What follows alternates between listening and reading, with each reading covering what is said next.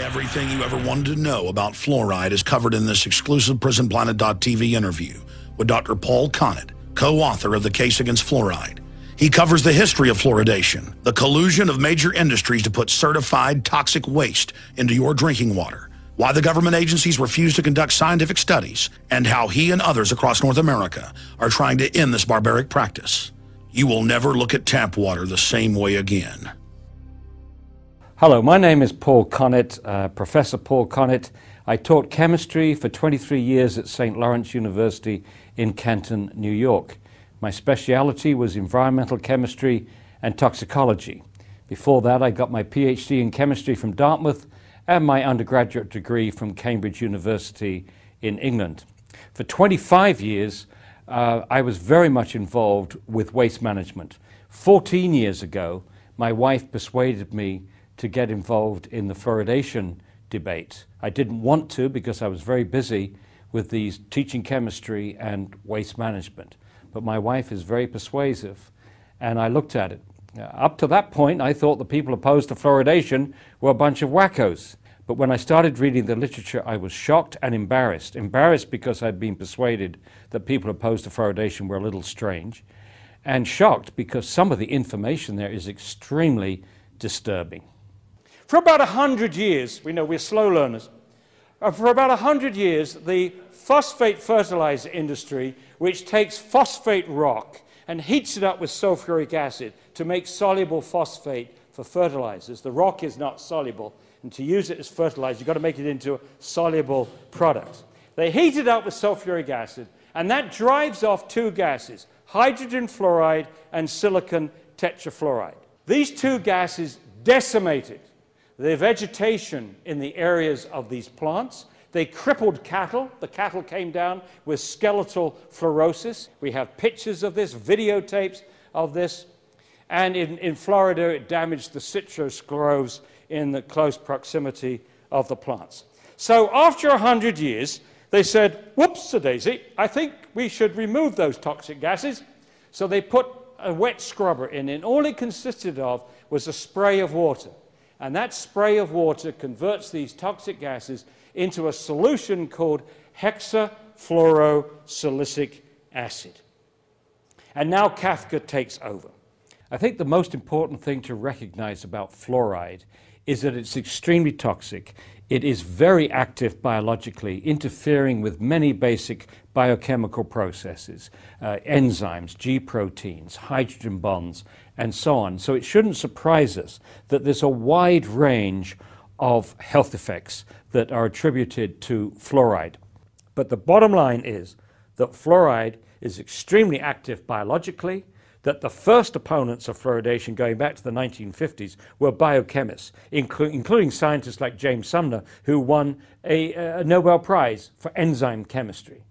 And incidentally, there is no doubt that fluoride damages health, because millions of people in India, China, and parts of Africa have had their health ruined by fluoride. The people have been crippled by fluoride and many other health effects. The argument as far as fluoridation is concerned is there an adequate margin of safety between the doses which cause this known harm and incidentally documented in this report by the National Research Council published in 2006. Here a fairly independent, balanced panel looked at the literature for 3 years, and in this 507-page report and 1,100 references indicated that the EPA safe drinking water standard for fluoridation, for fluoride, is 4 parts per million. It's not safe, it's not protective of health, and needs to be lowered.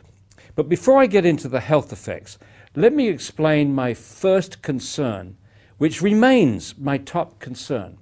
The level of fluoride in mother's milk, mother's breast milk, baby's first meal, is extremely low.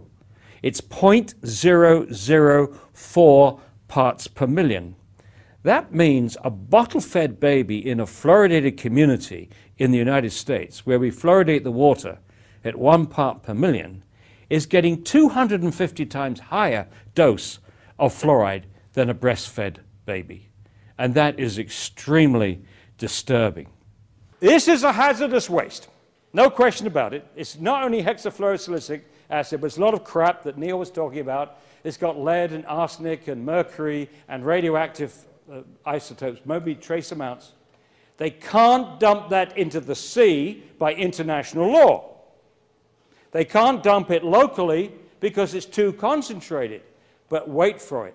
If someone buys it from them, you take away the label hazardous waste, and it becomes a product. It becomes a product. And who's going to buy this stuff from them? Oh, our water department. So the water departments buy this hazardous waste, it becomes a product, and now they put it in our drinking water. And now, let me go through the list of health concerns. Some of them are more certain than others. Let me begin with the certain one. Dental fluorosis. Fluoride causes a discoloration, mottling of the tooth enamel. When this practice began in 1945, the promoters of fluoridation thought they could limit dental fluorosis to 10% of the children in its very mild form. And the very mild form has little specks of white, opaque patches on the cusp of the teeth, up to 25%. And they thought that only dentists would notice this, and was an acceptable trade-off with what they thought would be a lowering of tooth decay. Well, in November of 2010, the Center of Disease Control told us that children aged 12 to 15 in the United States, 41% of them now have dental fluorosis. And not only the very mild, but the mild, which impacts up to 50% of the tooth surface, moderate, which impacts up to 100% of the tooth surface, and severe, where you not only have the whole surface impacted, but indentations, chipping of the teeth, and so on. And 3.6% of children aged 12 to 15 in the United States have either moderate or severe dental fluorosis. So that trade-off between lowering tooth decay and producing dental fluorosis but holding it only to 10% clearly was a failure. We have 4 times more dental fluorosis as intended and as desired. Our attitude is that when you see this dental fluorosis, it means the child has been overexposed to fluoride, and the question is what other tissues have bone affected. So let's start with the bone, because the teeth are a window into the bone. In fact, the teeth actually grow out of the jawbone. And by the time the permanent teeth have come out, the jawbone has been loaded up with fluoride. And so if you can see the damage to the growing tooth cells, what did the fluoride do to the growing bone cells during this 8, 9, 10 period? In fact, the first study that was published on this in 1955 indicated that the children in the fluoridated community, which was Newburgh, New York, had twice as much cortical bone defects as the children in the non-fluoridated community. Now, the cortical bone is the outside layer of the bone, and that's the layer, it's a lamellar structure, and that part of the bone is meant to protect against fractures. And so the concern then is whether we're increasing bone fractures in children. Well, we had to wait until 2001 before someone investigated this, and the researchers in Mexico found a linear correlation. As the severity of dental fluorosis went up, meaning the amount of fluoride the child had been exposed to before the permanent teeth had erupted, as that went up, so did bone fractures in the children. And it was quite striking. When you go from no dental fluorosis to very mild dental fluorosis, it doubled. The bone fractures doubled. Very mild to mild, doubled again. Mild to moderate, doubled again.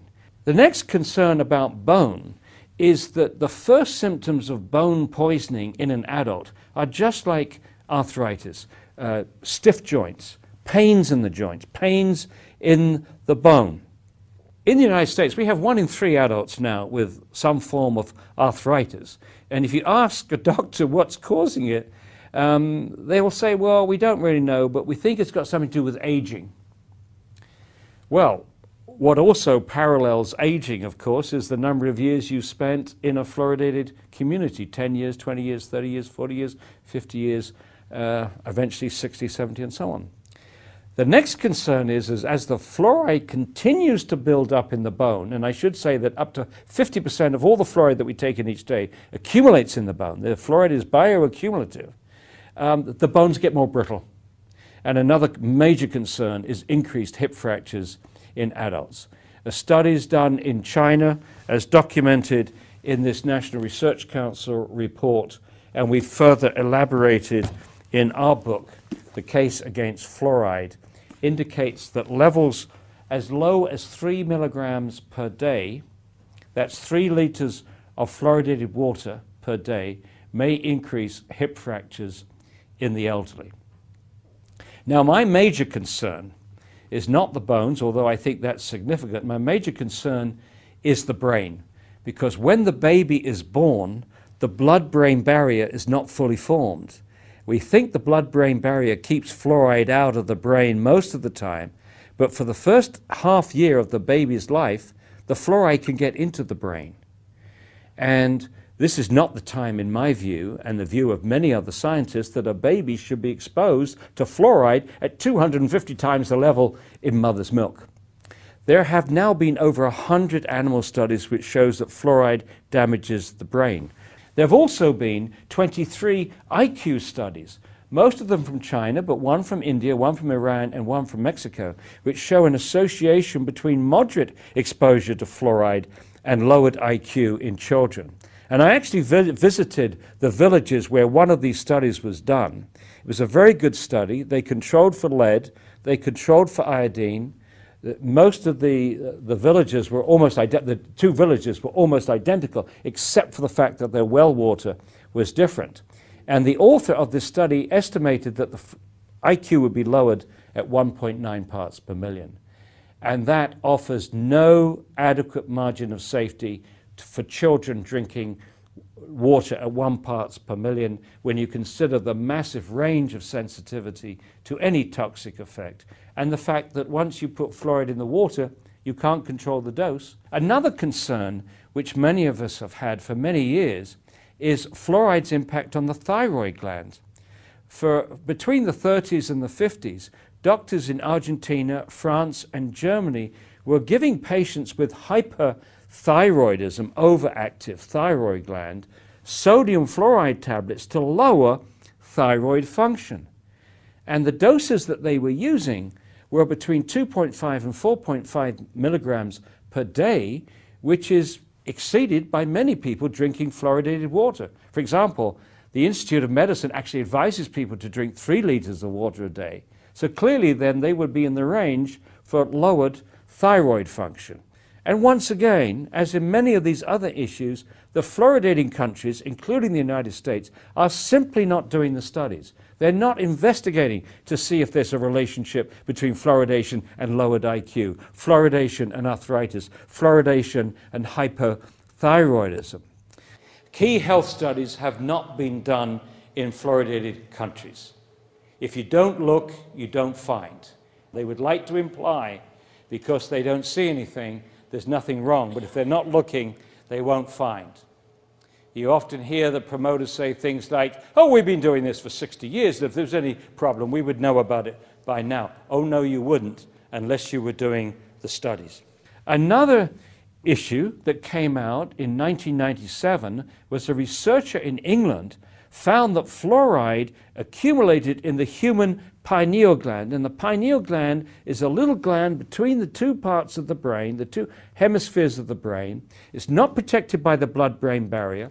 It has a high perfusion rate of blood, and it also is a calcifying tissue like the teeth and the bones. And so this researcher hypothesized that fluoride will be attracted to this tissue, this little gland, like a magnet. And sure enough, when she investigated, the average level of fluoride on these little calcium hydroxyapatite crystals was 9,000 parts per million, up to 21,000 parts per million, which means that this little gland has a higher concentration of fluoride than any other tissue in the body, including the bone. This researcher, Jennifer Luke, also did animal studies, And in the animal studies, she found that fluoride lowered the production of melatonin, the hormone that this little gland makes, and incidentally, it only makes it at night, the hormone of darkness. This pineal gland reacts to light. Descartes called it the seat of the soul.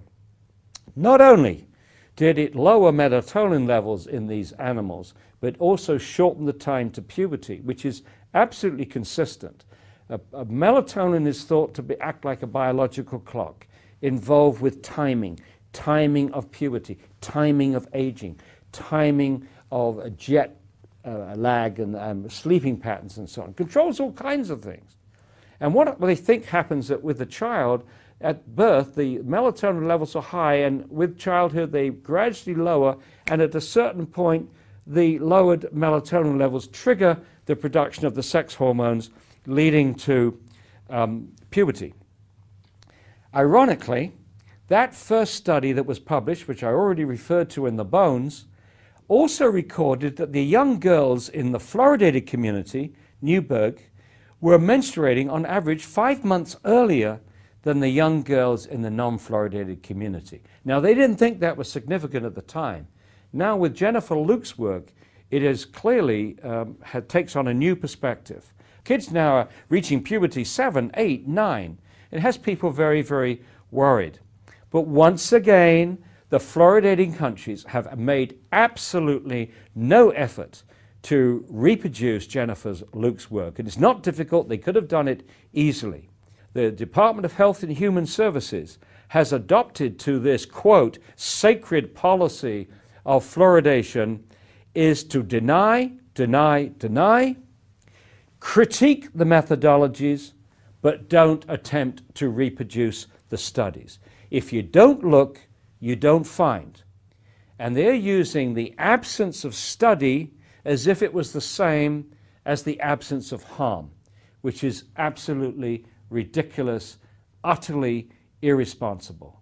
So now they're giving every indication, particularly the Center of Disease Control that avidly promotes fluoridation around the United States, and around the world for that matter. The impression that they give is that it's more important now to protect this practice than to protect the health of the American people and our babies and our children. It's almost as if the teeth have become the most important tissue, the most important organ in the body, instead of our brains, instead of our thyroid glands, instead of our pineal glands, instead of our kidneys. Obviously, we would like to get fluoride out of Austin, which would have national and international significance if we could pull that off. And you've got a lot of good people working to that end. But it's not going to happen overnight. It may take 1 or 2 years to get that. In the interim, what we want, and what we asked the commissioners this morning and asked the council members a couple of days ago, was please insist that the water department puts a warning notice to parents that they should not use fluoridated tap water to make up baby formula. Then you have to ask the question, well, do the benefits outweigh the risks? So we got all those risks that I went through. We put those in one scale pan. Now let's have a look at the benefits. Well, first of all, you cannot find a difference in tooth decay today between fluoridated countries and non-fluoridated countries, between fluoridated states and non-fluoridated states, and a recent study in New York between fluoridated counties and non-fluoridated counties. And the largest survey ever conducted in the United States in 1986-1987 by pro-fluoridation researchers working for the National Institute of Dental Research, they looked at 39,000 children in 84 communities. And the biggest difference that they could find between children who had lived all their lives in a fluoridated community compared to children who lived all their lives in a non-fluoridated community was a saving of 0.6, 6/10 of one tooth surface. Not one tooth. There are between 4 and 5 surfaces to a tooth, depending on whether you're talking about the cutting teeth or the rest of the teeth. Between 4 and 5 surfaces to a tooth. Altogether, by the time all the teeth have come out in a child's mouth, there are 128 tooth surfaces. And we are saying that this huge experiment with the health of the American people is being justified on the basis of saving 0.6 of one tooth surface. And that is the largest study conducted in the United States on benefits. Fluoridation is one of the top 10 public health achievements of the 20th century. That statement is cited nearly every day somewhere in the world. And those people that are citing it don't realize that the paper on which it's based is junk science. It was written by a dentist that had never written anything on fluoridation before, and an economist. Those two people have persuaded the world that fluoridation is one of the top 10 public health achievements of the 20th century. What they should have told them, it's one of the greatest betrayals of the public's trust in the 20th century. The argument, which is the strongest argument, and has always been the strongest argument against fluoridation, and the one that Alex Jones knows so well, and that is that fluoridation is a violation of our informed consent to medicine. And if you don't know what that is, go to their webpage of the American Medical Association. They clearly explain what informed consent requires. It requires the doctor to tell the patient what the side effects might be, what the benefits are, and the patient is allowed to choose whether they take that medicine or not. He cannot, or she cannot, force the patient to take that medicine. They can advise you, but they can't force you. That right has been taken away from 180 million Americans. And what is happening now is whole communities, local governments, state governments, in some countries, federal governments, are doing to the whole community what an individual doctor can do to not one single patient, force them to take medication. Since 1945, the water supply has never been used to deliver medicine. Because once you put a medicine in the water supply, you can't control the dose, because you can't control how much water people drink. It also goes to everybody. You can't control who gets it. It goes to the very young, the very old, the people who are sick, the people who have poor kidney function, people who have poor nutrition. Now, there are some crazy doctors out there who are suggesting that we put lithium in the water supply to reduce suicides, and statins to reduce heart problems and so on. I don't think they're getting much traction, but the very fact that they're trying is worrying. Once again, you can't control the dose, and things like lithium have a very narrow range of sensitivity, so you can easily expose people to too much. In fact, before fluoridation, they did have an experiment where they put iodine in the water. And they had to stop immediately because some people were coming down with hyperthyroidism, too much iodine, not too little, but too much. So it's very rare that you can have a drug that you can say to people, take as much as you want. Go into your pharmacy and say, is there any drug that you don't have to control the dose?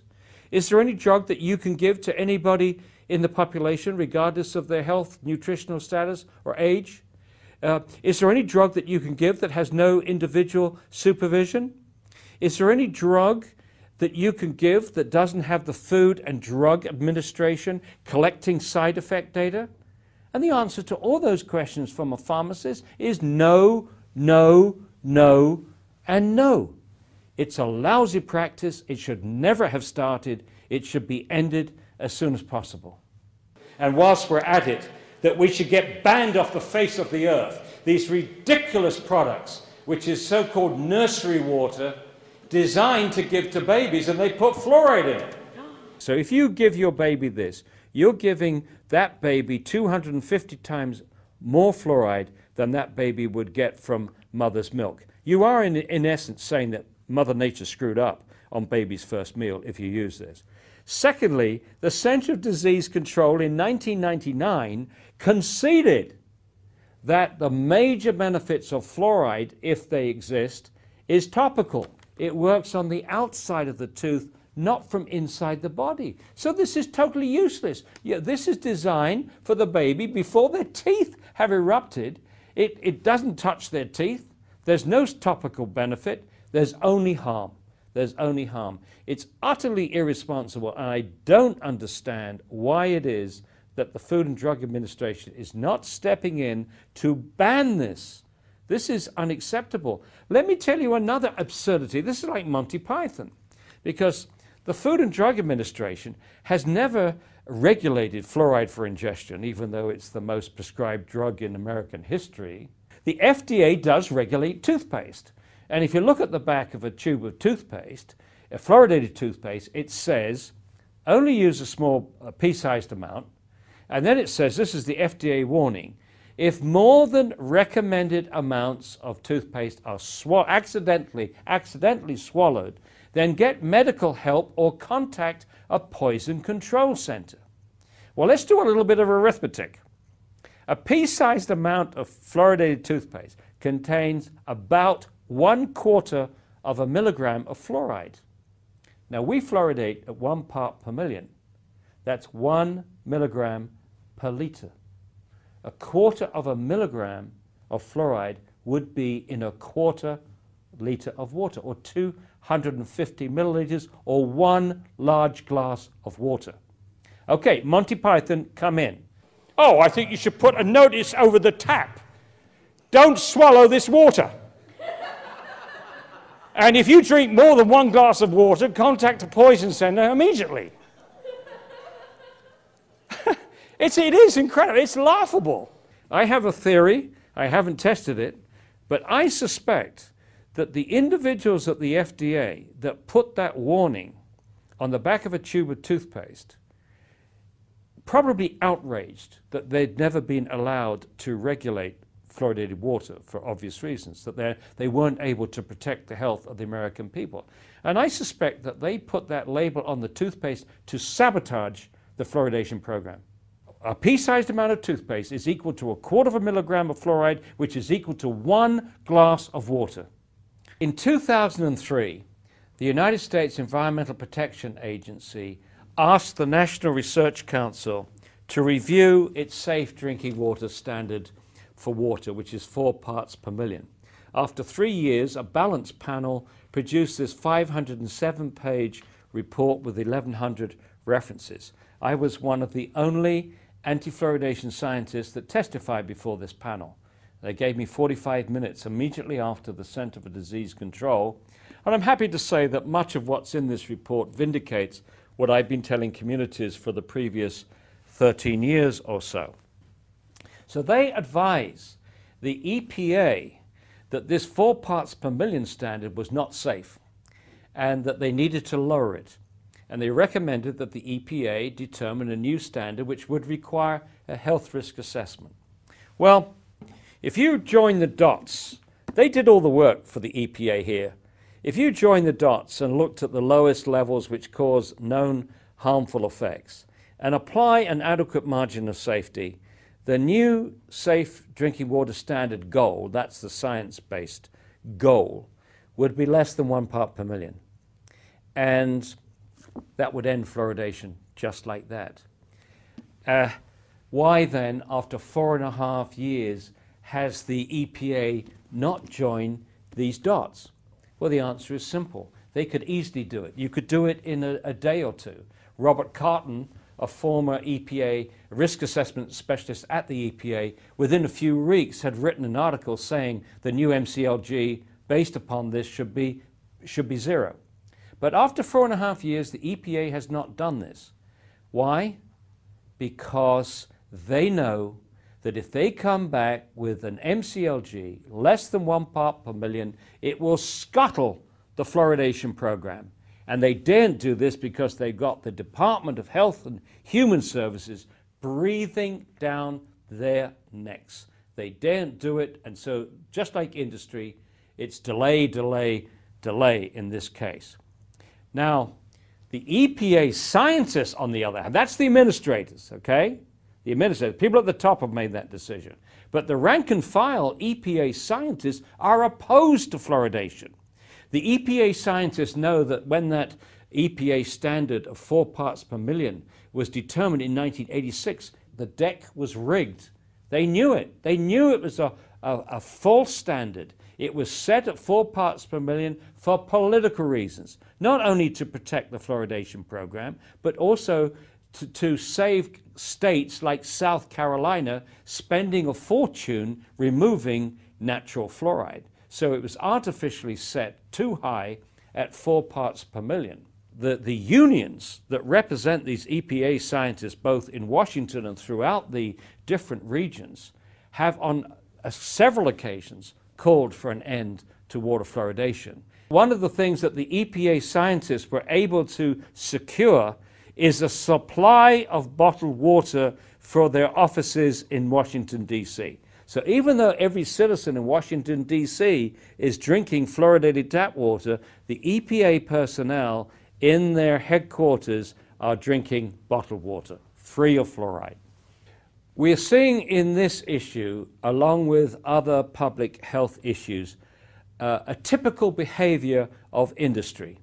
When a report is issued by independent scientists indicating that something causes health problems, whether it's lead in gasoline or solvents or something causes health problems, a few months later, another study will come out with paid scientists paid by the tobacco industry or the chemical industry or the pharmaceutical industry, or somebody will come out with a study which is exactly opposite to that. Now, we had an outrageous example of that fairly recently when there was a furor about the fact that we were injecting, or the CDC was having doctors inject kids with vaccines containing thimerosal.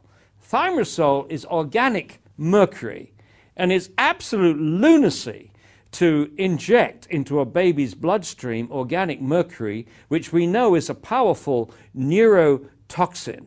It caused Minamata disease, and the EPA and others are forever trying to regulate mercury emissions from power stations, crematoria, medical waste incinerators, trash incinerators, because of their concern that the mercury will go into the sediments of lakes, be converted into organic mercury, bioconcentrate up the aquatic food chain so that the large fish should not be eaten by pregnant women, because we're concerned about the organic mercury going into the fetus, the newborn baby, into the baby. And yet, here we are injecting organic mercury directly into a baby's bloodstream. Well, obviously, when people found out about that, there was fury.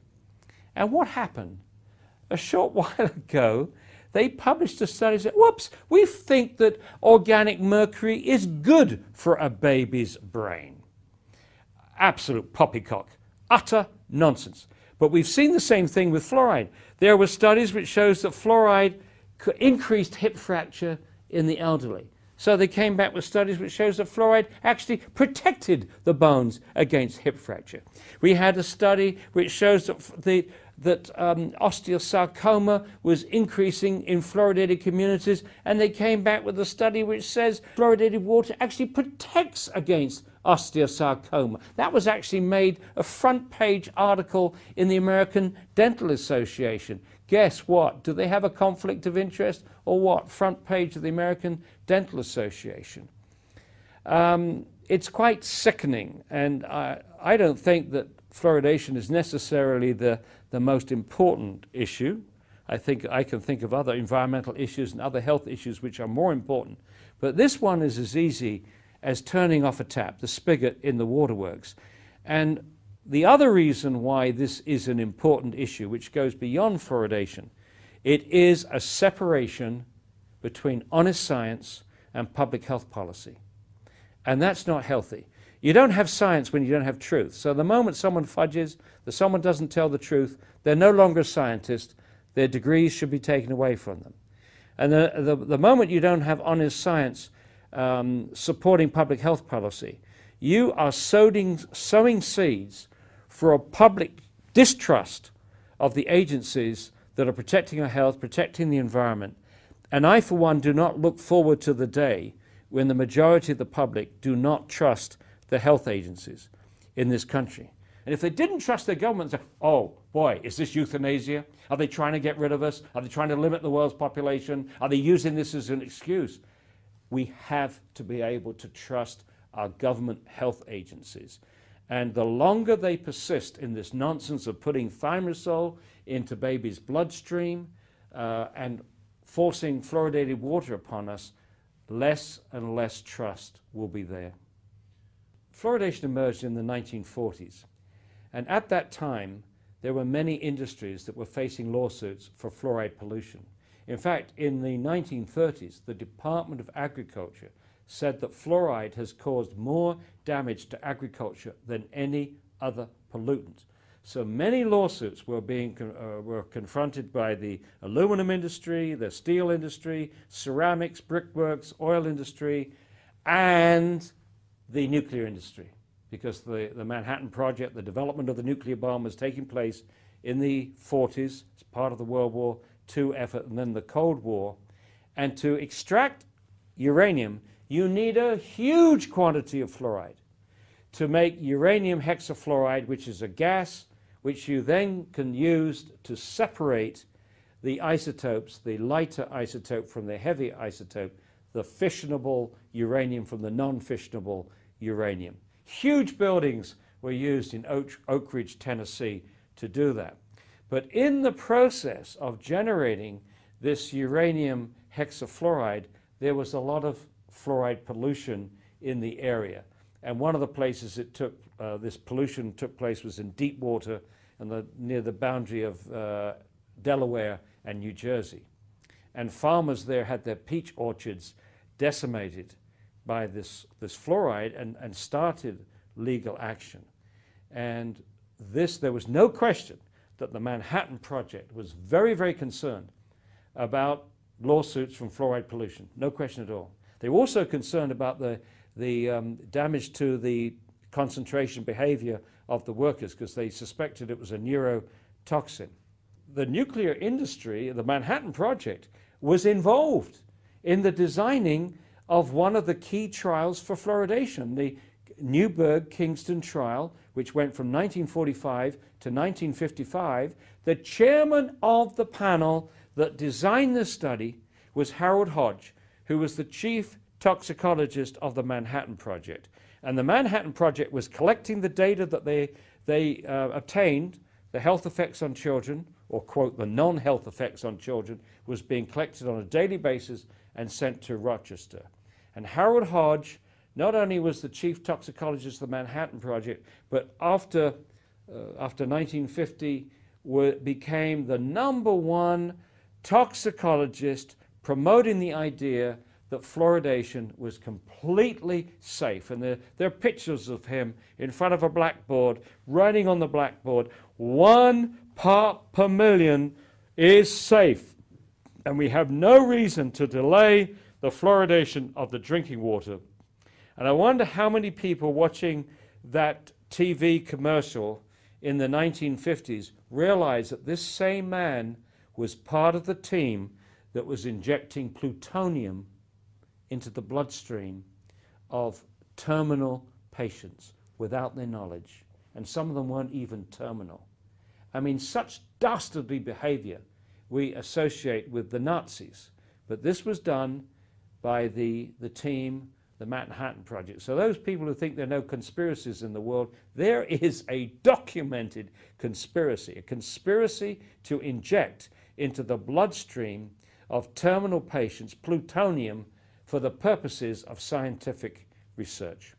One of the veterinarians who pioneered the study of fluorosis in animals was Dr. Lennart Crook, professor of veterinary medicine at Cornell University. Sadly, he died this year.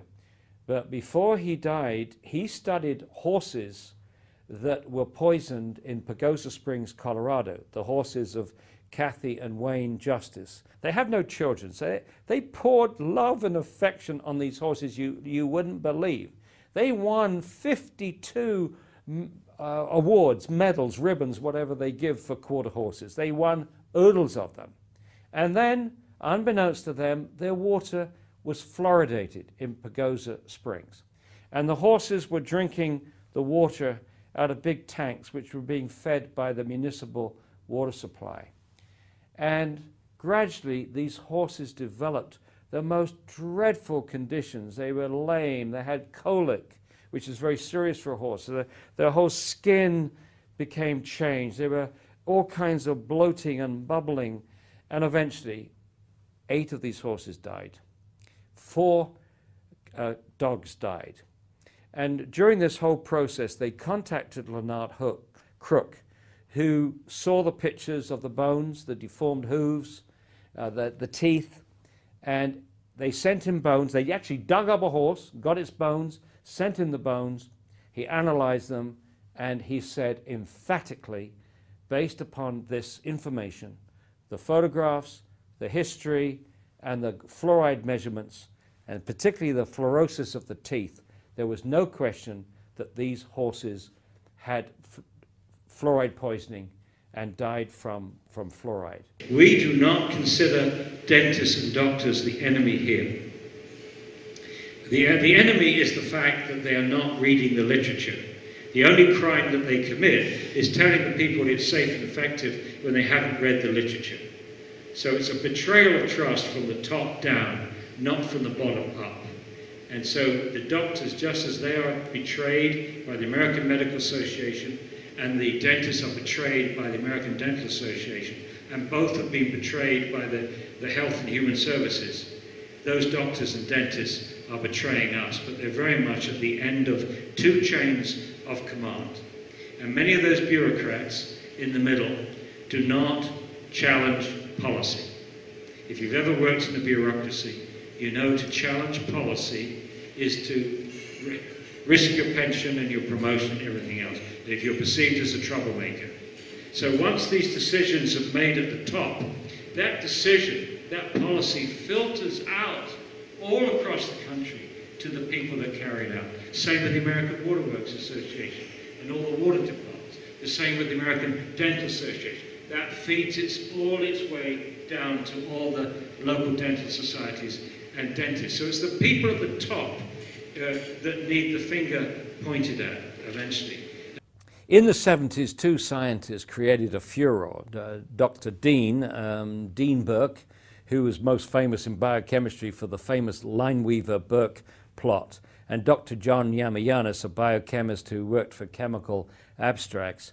They got together and they looked at the cancer figures for 10 fluoridated cities and 10 non-fluoridated cities of a similar demography. And they found there was a higher cancer rates in the fluoridated cities. This generated a huge furor, and there are many attempts to discredit the studies and falsely accuse them of not controlling for age, sex, and so on. Now, what in the end it did was to trigger animal studies. The Congress, having listened to this furor, asked the National Toxicology Program to do animal studies.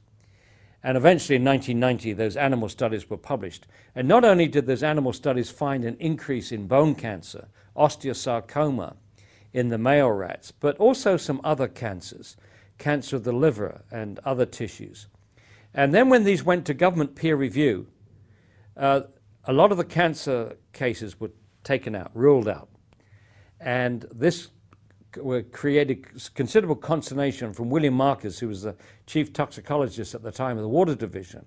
And he blew the whistle on this. He circulated memos. What are you doing here? You're downgrading these cancer studies. We've got the guy that discovered one of these cancers looking at the slide and saying, this is this rare cancer, and yet you've said it's not.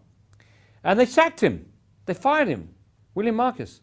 They fired him. They had to reinstate him a couple of years later when it was shown that he was sacked under false pretenses.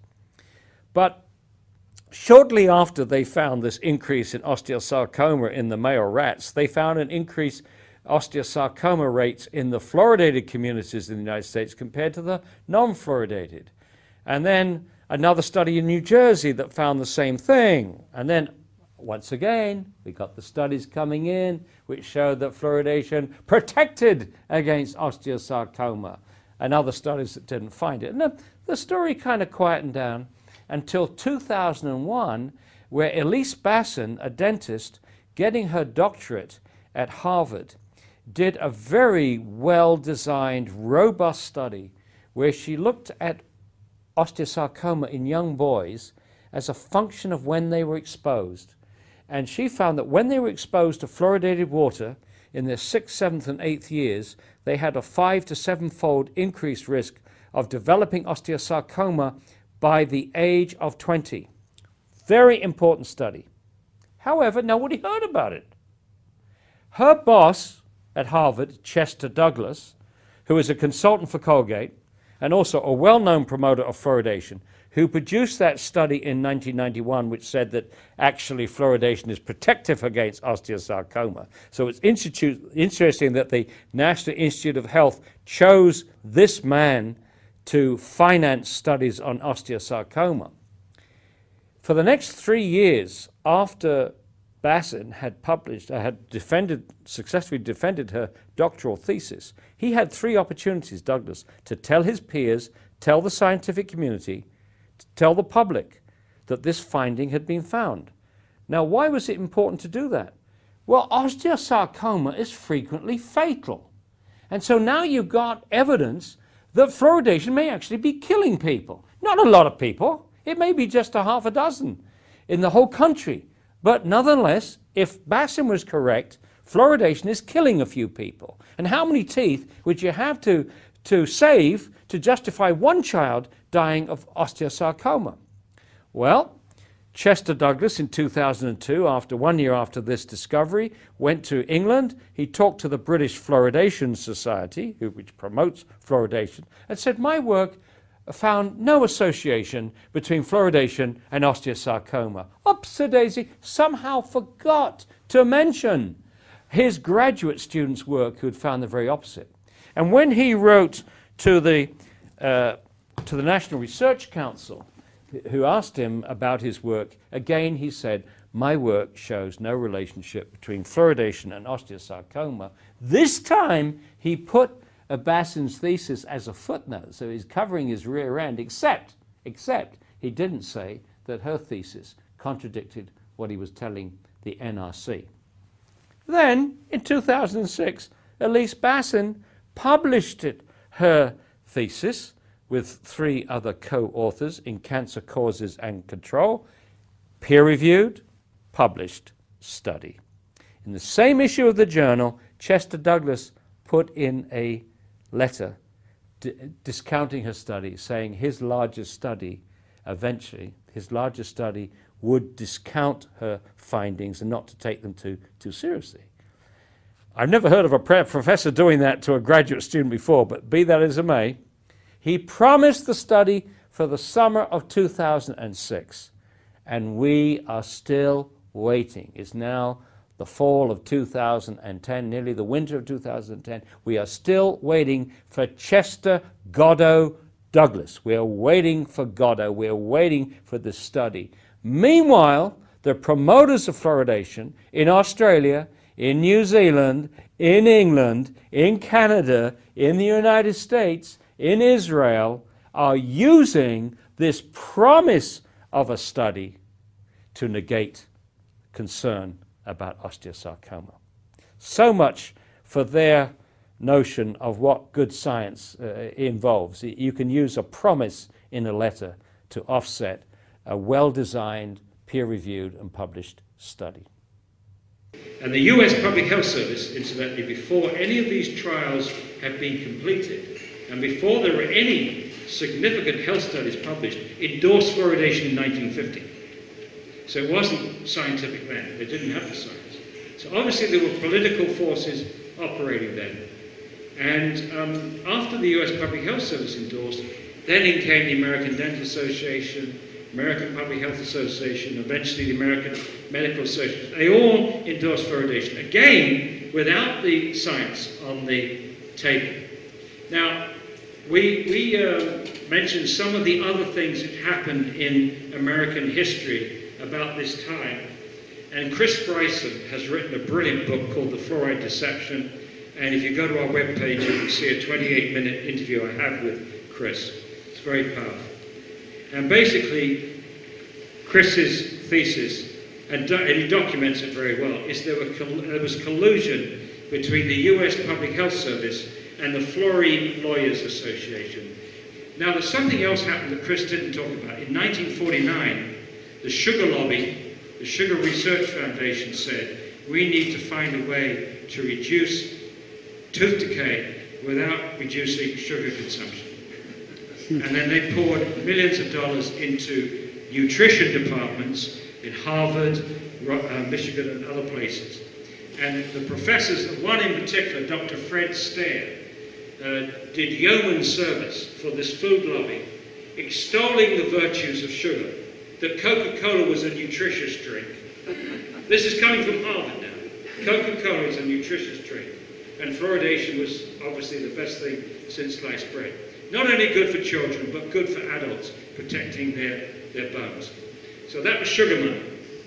Also at the same time, you had the Manhattan Project, where a huge amount of fluoride is being used to develop the atomic bomb. But also there were releases, and they too were worried about lawsuits. A very important factor here is that one of the emotive arguments used by promoters for fluoridation is to convince the public that you have to fluoridate for equity. We have to fluoridate so that we can get fluoridated water to everybody. The high income, middle income, low income, particularly low income. So they make a point that low income children, children from low income families really need fluoridated water. The trouble with this is actually a pernicious document. It's as far from equity as you could possibly get. Because if you force low income families to have it or give it to low income families, they can't afford to avoid it. They can't afford bottled water for drinking and cooking. They can't afford reverse osmosis, and so they are trapped. So the very people that you think you're being nice to, you're trapping. The second thing is, we know very clearly from studies done in India and China, it's children with poor diet that are most vulnerable to fluoride's toxic effects. Children who have low vitamin intake, low minerals like very much calcium, magnesium, and low protein are very much more vulnerable to fluoride's toxic effects than children with a good diet. And unfortunately, you're more likely to find poor diets in low-income areas. Now, on top of that, there's another factor, and this particularly affects black children. Black children have a higher incidence of lactose intolerance. They can't drink milk or eat dairy products, which means that they have a low calcium intake. And we know, again from Indian studies, that calcium is, to a certain extent, a large excess of calcium is protective, to a certain extent, from fluoride's toxicity. So black children do not have, many black children do not have that benefit. And one of the places that this has shown up from the very beginning is that the dental fluorosis rates in black children is higher than in white children. And the latest report from the Centers for Disease Control confirms that fact. In fact, one of the highest cities in the United States for dental fluorosis is Atlanta, Georgia, which has a very high percentage of black families. The Bryson thesis is that this whole business of fluoridation was a way of changing the image of the worst air pollutant in those days to this nice benign substance that was safe enough to put on your teeth and put in your children's water and so on. And they had the help of the most brilliant public relations expert of all time, Edward Bernays, the father of public relations and propaganda in the United States. Absolutely incredible. Engineering consent began with Edward Bernays. So there are some of the things that were operating. And now I want to throw you a little tidbit, and then I'll give it to Ray. A little tidbit. One of the research teams that found that fluoride caused dental fluorosis was H.V. Churchill. He was the chief chemist for Alcoa, who produced a massive load of fluoride pollution. Okay, so then they found out that fluoride in water caused dental fluorosis. He phoned privately dentists in some of the towns, in one in particular, Messina, which had Alcoa plants, and found out that children there had dental fluorosis, even though the fluoride in the water was extremely low. Now, I'm only throwing this out. This is pure speculation, pure speculation. There's nothing worse for industry than to have a telltale biomarker of one of its toxic pollutants. In lawsuits, it could be devastating. If you, the lawyer, can show that this family, the children have dental fluorosis, then you look around to see where the fluoride could come from, and if you're the only plant in the area that's producing fluoride pollution, you're in trouble. And you're in even deep trouble if someone can show something even worse than dental fluorosis, which I think they all suspected, by the way. Now, this is the speculation. And please, you know, don't make too much of this. But it is nasty, but rational for Alcoa and other fluoride pollutants to want to fluoridate the water to give as many children dental fluorosis as they possibly could, so that nobody could identify their companies as the source of the pollution, as the source of dental fluorosis, and any other health events that was to occur in the future. That is total speculation. But I ask you to entertain the possibility. There's so many things wrong with fluoridation. First, it's unethical. You're forcing it on people that don't want it. That violates their informed consent. It's a lousy medical practice. You can't control the dose. You can't control who gets it, and so on. Thirdly, the evidence that it works is very, very weak indeed. Most countries don't do it. Their tooth decay is just as good, if not better, than ours. There are many risks involved.